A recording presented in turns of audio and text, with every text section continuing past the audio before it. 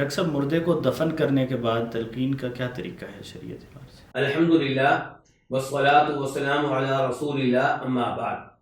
گزارش یہ ہے کہ شریعت میں مردے کو تلقین کرنے کا وقت تب ہوتا ہے جب وہ فوت ہونے والا ہو۔ نبی علیہ الصلوۃ والسلام ارشاد فرماتے ہیں، ابو داؤد شریف کی حدیث ہے، من کان آخر کلامہ لا الہ الا اللہ دخل الجنہ۔ فوت ہوتے وقت جس کی زبان پہ آخری کلمات توحید ہوئے، لا الہ الا اللہ ہوئے، وہ جنت میں جائے گا۔ اسی لیے نبی علیہ السلام فرماتے ہیں، مسلم شریف کی حدیث ہے، لقنوا موتاکم لا الہ الا اللہ، کہ جو فوت ہونے والے ہیں انہیں لا الہ الا اللہ پڑھنے کی تلقین کرو۔ جو سوال ہمارے سامنے رکھا گیا ہے اس میں یہ کہا جا رہا ہے کہ دفن کرنے کے بعد مردے کو لا الہ الا اللہ کی تلقین کرنا اور یہ بتانا کہ قبر میں آپ سے یہ سوال ہوگا، اس کا جواب اس طرح دینا ہے، تو یہ تلقین کسی صحیح حدیث سے ثابت نہیں ہے۔ ایک روایت آتی ہے جس کو امام طبرانی المعجم الکبیر میں لے کر آئے ہیں، لیکن وہ روایت ضعیف ہے، بلکہ کئی علماء کرام نے اس کو من گھڑت قرار دیا ہے۔ شیخ ابن باز رحمہ اللہ، سعودی عرب کے مفتی اعظم، وہ اس عمل کو بدعت قرار دیا کرتے تھے۔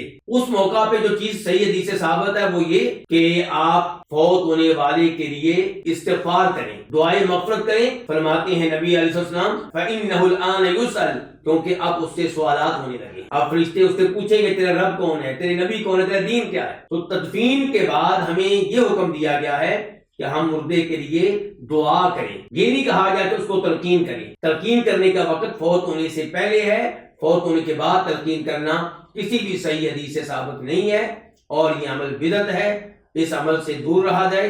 واللہ تعالی اعلم۔